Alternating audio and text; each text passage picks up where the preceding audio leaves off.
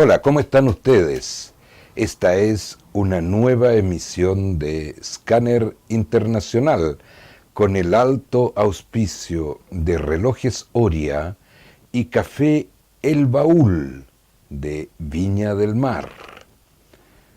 Café El Baúl será el próximo espacio en donde tendremos un conversatorio de Scanner Internacional el día 14 de marzo. Tema e invitados ya serán anunciados, pero anote, 14 de marzo, conversatorio Scanner Internacional en el Café El Baúl de Viña del Mar, Chile. Y luego el 20 de marzo, gran conversatorio en la ciudad de La Calera, organizado por la ilustre Municipalidad de La Calera, sobre el tema el rol de la mujer en la sociedad contemporánea, con invitados muy ilustres e importantes que ya serán anunciados en la próxima emisión. 14 de marzo, Café El Baúl, Viña del Mar. 20 de marzo, ilustre Municipalidad de La Calera, en La Calera, región de Valparaíso, Chile. La actualidad internacional nos lleva rápidamente a Venezuela. Finalmente, el presidente venezolano Nicolás Maduro declinó la invitación a participar en el cambio de mando en Chile. En Chile, el 11 de marzo, termina el gobierno de la presidenta Michelle Bachelet y recibe la banda presidencial con el símbolo de Bernardo O'Higgins, el presidente electo Sebastián Piñera, que va a realizar su segundo mandato. Gran parte de los mandatarios de Sudamérica ya han confirmado su participación, pero el presidente de Venezuela anunció que no participará en el cambio de mando en Chile. En realidad entendemos esta decisión de Venezuela, puesto que su presencia en Chile significaba abandonar Venezuela al menos por el día o por 2 días, en un momento en donde la crisis política y la crisis económica están en su punto máximo, y para participar en un cambio de mando de una nación que acaba de retirarse de la Comisión de República Dominicana, en donde se realizaban conversaciones entre el gobierno venezolano y la oposición. Por consiguiente, esta visita al gobierno de Maduro no le aportaba, y a su vez la ausencia en el territorio venezolano podría ser un problema. Sin embargo, el presidente Maduro continúa anunciando que contra lluvia o truenos estará presente en la Cumbre de las Américas en el próximo mes de abril en Lima, Perú. Ya sabemos que el gobierno peruano lo declaró persona no grata y anunció que no aceptará su presencia como persona. No está el gobierno peruano expulsando a Venezuela de la OEA, puesto que la OEA, las veces que ha tenido votación sobre suspensión de Venezuela, no se ha logrado el quórum para suspenderlo. Perú no está excluyendo a Venezuela de la cumbre, pero sí excluyendo a la persona, al presidente Maduro. Sin embargo, el presidente Maduro dijo que sí iba a estar presente, lo que llevó al canciller peruano a decir que si el avión presidencial venezolano ingresa al espacio aéreo peruano, sería derribado. Imaginemos lo que sería que un país como Perú derribe al avión presidencial con su presidente a bordo en el espacio aéreo peruano en el momento de la Cumbre de las Américas. Esto sin duda sería una declaración de guerra y que dividiría a los países sudamericanos o latinoamericanos en un conflicto que podría terminar en una tercera guerra mundial, puesto que no debemos olvidar que China, Rusia e Irán, tres potencias militares, no han dejado de apoyar al gobierno de Maduro en Venezuela. Sin duda, el viaje del vice Tillerson en América Latina hace algún tiempo sirvió de alguna manera para provocar estas tensiones, en donde se ha logrado entonces que Perú decline la presencia del presidente de Venezuela en la Cumbre de las Américas. La OEA no ha suspendido a Venezuela ni le ha quitado el reconocimiento al gobierno de Maduro, y Perú no es más que el anfitrión de una cumbre organizada por la OEA. Un país de la Tierra, ninguno, se ha pronunciado ni a favor ni en contra de esta polémica decisión peruana. Ningún país la ha apoyado, ningún país la ha criticado y se mantiene un silencio. Al parecer, los países participantes en esta cumbre están en una situación de espera a ver qué ocurre y qué ocurriría si Maduro, tal como lo anunció, llegase en su avión al espacio aéreo peruano. Y el mismo Maduro inscribió su candidatura a las elecciones presidenciales que vienen también en el mes de abril. Ya es candidato oficial inscrito en el registro electoral venezolano. Ya hay 4 candidatos, 3 de oposición, son candidatos pequeños que no tienen un gran arrastre en la oposición y que no debieran llegar a porcentajes muy altos el día de las elecciones. Sin embargo, el candidato, o el que quería ser candidato de la oposición, Leopoldo Capriles, fue objetado por el Servicio Electoral venezolano por estar cumpliendo una condena por el delito de sedición e incitación a la violencia. Recordemos que en cualquier país del mundo una persona que está cumpliendo una condena no puede ser candidato a la presidencia de la República. Aparentemente la oposición no tendría otro candidato que le permitiera cohesionar sus fuerzas y enfrentar a Maduro, a quien las encuestas le dan solo un 20% de apoyo. Si hubiera un candidato sólido de la oposición, debiera obtener una amplia mayoría y ser electo presidente, pero no lo hay, salvo Leopoldo Capriles, que está cumpliendo en libertad una condena por sedición e incitación a la violencia. Por consiguiente, Maduro es el candidato. Todavía están abiertos los registros electorales, o sea, se podrían inscribir nuevos candidatos.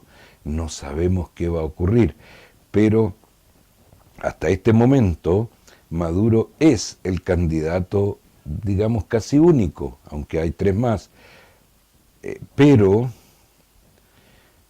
dio Maduro esta semana un golpe maestro al invitar a la Organización de las Naciones Unidas a que nombre una comisión de observadores que garanticen el proceso electoral desde el momento actual, o sea, con las inscripciones aún abiertas para candidatos, hasta el anuncio de los resultados oficiales.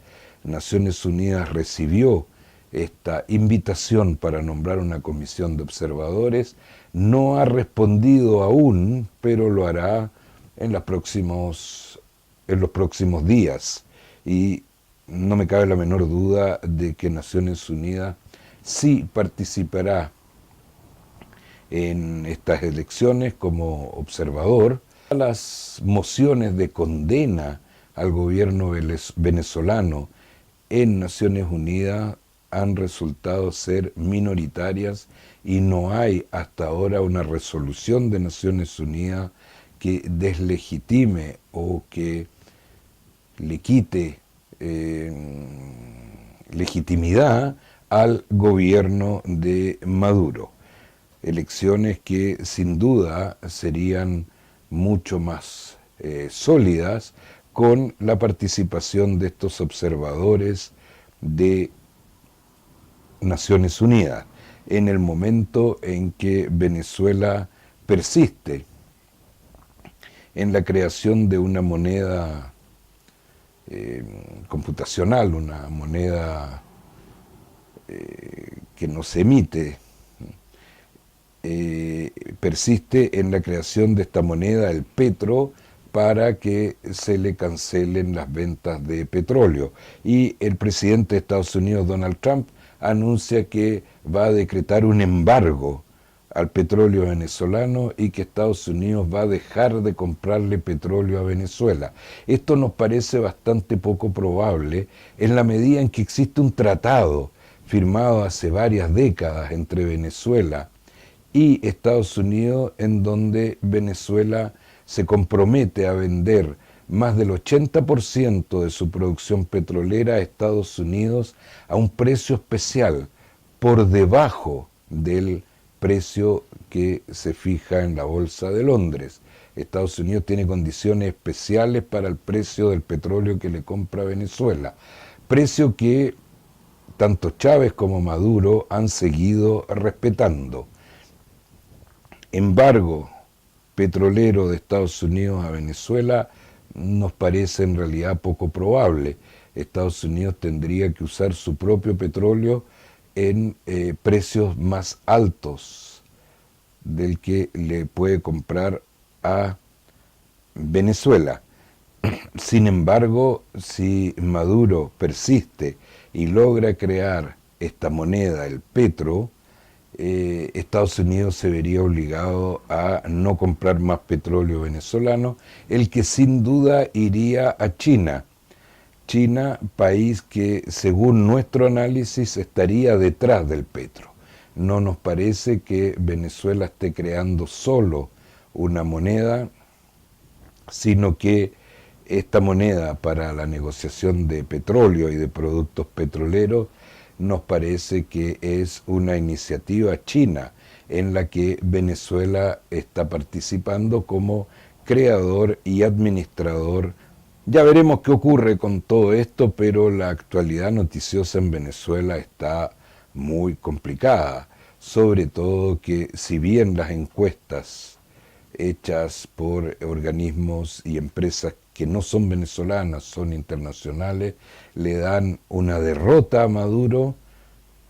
Si hubiera algún candidato de oposición, al parecer no hay candidato de oposición y la oposición venezolana sería algo torpe si dejara el vacío, sobre todo si Naciones Unidas envía observadores al proceso electoral. Esto significa que la oposición debiera presentar en los días que viene algún candidato para enfrentar a Maduro en elecciones que serían limpias y transparentes, puesto que estarían controladas por observadores de la Organización de Naciones Unidas. Vámonos lejos de Venezuela, Afganistán. Sabemos, en Afganistán existe la fuerza integrista de los talibanes, quienes quieren, así lo hicieron y lo instauraron hace varias décadas ya, una república islámica de Afganistán con un gobierno talibán.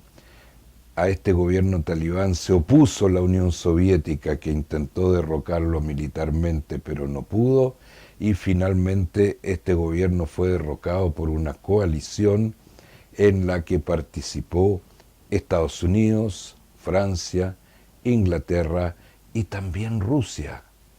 Ya no Unión Soviética, sino que Rusia.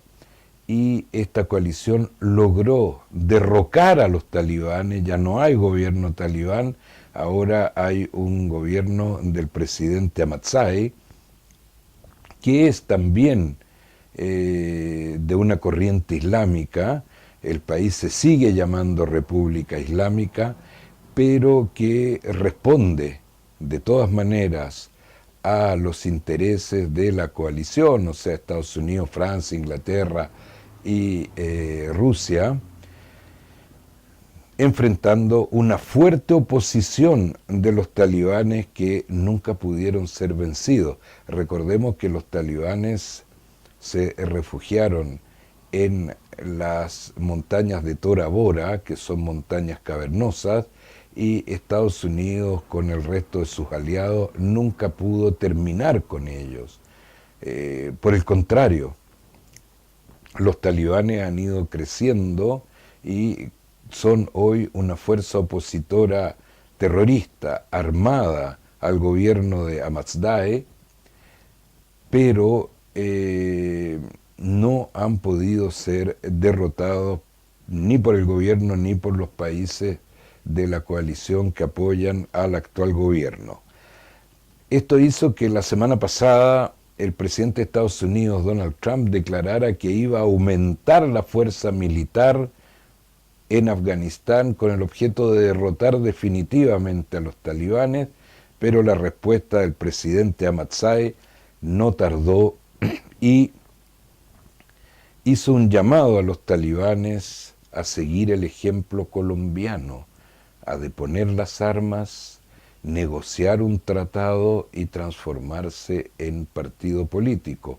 Hace algunas semanas decíamos nosotros en Scanner Internacional que en la historia de la humanidad no hay ningún gobierno que haya podido derrotar al 100% al terrorismo. No existe. Lo que no quiere decir que el terrorismo sea bueno, pero ningún ejemplo de gobierno que haya terminado con grupos terroristas que se hayan creado en su país no existe. Y decíamos en Scanner Internacional que el ejemplo colombiano daba a meditar, daba a reflexionar, puesto que hasta ahora fue una solución y ha traído paz a Colombia, y las FARC se han transformado en un partido político después de deponer las armas, entraron al juego democrático. El presidente de Afganistán, Ahmadzaei, llama entonces a los talibanes a que hagan lo mismo, que depongan las armas y que ingresen a una conversación, a una negociación con observadores internacionales, de manera que puedan transformarse en partido político y hacer de Afganistán una democracia en donde todas las corrientes de pensamiento puedan postular a dirigir el país. No sabemos si esto va a ocurrir, pero lo que sí queda claro es que el gobierno de Afganistán le dio la espalda al presidente Donald Trump, quien quería o todavía quiere aumentar su capacidad militar para derrotar a los talibanes, mientras que el gobierno, puesto por la misma coalición, llama a la paz. Y la verdad es que la paz es el máximo baluarte de los países, de la humanidad, y no podemos pensar otra cosa junto con recordar nuestro apoyo total a lo que fue el tratado con la FARC, nuevamente ahora apoyar el diálogo contra la violencia armada. No hay remedio contra el terrorismo, el remedio es el diálogo, y hacemos un llamado a todos los países del mundo que tienen situaciones de terrorismo, y las hay en todos los países, a que vean y consideren esta opción de negociar, de conversar y de buscar un entendimiento que permita vivir en paz y tranquilidad. Antes de terminar con esta emisión de Escáner Internacional, 3 pequeñas noticias. El Parlamento de Islandia aprobó una ley que declara ilegal la diferencia de salario entre hombres y mujeres. Es el primer caso en el mundo, Islandia. Muchos me dirán, pero en muchos países no está permitido. No, la verdad es que las leyes de todos los países, de muchos países, dan igualdad de derechos a hombres y mujeres, pero al punto de declarar ilegal la diferencia de salarios, este es el primer ejemplo en el mundo que esperamos que rápidamente el resto de los países vaya siguiendo. Y en China, Xi Jinping se perpetúa en el gobierno. Esto ha producido varios comentarios internacionales de que se trata de una dictadura. La verdad es que China nunca ha negado su condición de dictadura y nunca se ha planteado como un país democrático. China es un país dirigido por el Partido Comunista, como los hay otros, no es el único, pero en donde el Partido Comunista dirige a 1.500 millones de personas. O sea, estamos hablando de casi un tercio de la humanidad. Y la verdad es que todos los dirigentes chinos, todos los que han llegado a la presidencia china, desde Mao Zedong, se han perpetuado en el poder vitalicio. Es un caso más.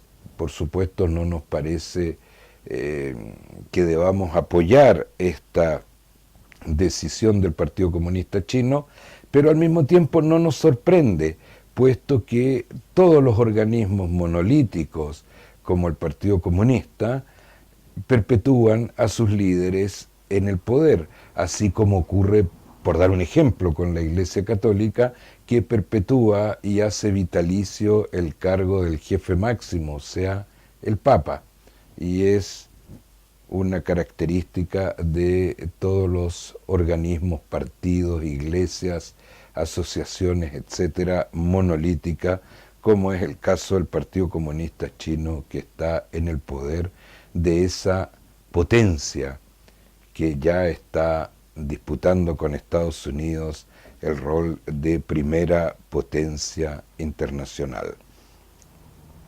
Terminemos con la viralización, sobre todo en Chile, de un video de un avión que llega de Haití con inmigrantes haitianos, un avión que pertenece a una compañía aérea norteamericana, pero que no está señalado en el fuselaje del avión, puesto que es una compañía de charter. Este avión llegó con 300 inmigrantes haitianos al aeropuerto de Santiago, que entran según la legislación chilena como turistas, y luego, una vez dentro del territorio nacional, solicitan su residencia, y la ley chilena permite hacerlo así y permite obtenerla además. Se viralizó este video y creó grandes polémicas. Han intervenido fundaciones antirracistas, fundaciones de haitianos, grupos, ONGs, partidos políticos, han intervenido mucho criticando este video, en donde una voz en off califica esta llegada de 300 haitianos como una invasión a Chile. Por mi parte, yo ya lo he dicho en otras emisiones de Escáner Internacional, yo soy nieto, hijo y padre de emigrantes, y como tal, la llegada de este avión me produjo mucha emoción, porque me recordó, yo no estaba presente, pero me recordó la imagen que tengo de cuando llegaron mis abuelos desde Europa a Valparaíso y que fueron acogidos por Chile. Y con ese sentimiento de recuerdo, de emoción, quiero despedirme de esta emisión porque ya es hora de despedirnos. Que estén ustedes muy bien.